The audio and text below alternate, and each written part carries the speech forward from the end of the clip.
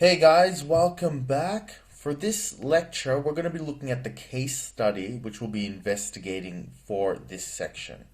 Now, here is a list of the top 30 richest people in the world.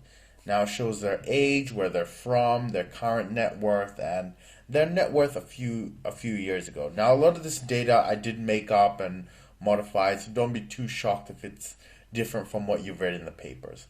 So what we're going to do with this information, if I zoom out, okay, is we're going to create four graphs. The first graph is going to be a line graph. Here we're going to compare how how the net worth changes as you go down the list. So as it drops down. Now there's two lines here.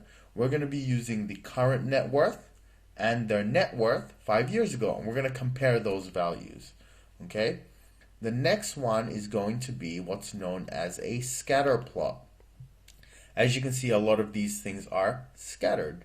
And what we're going to compare is the net worth in billions of dollars compared to the age and where it congregates in that data set. So the next one after that is going to be a bar chart.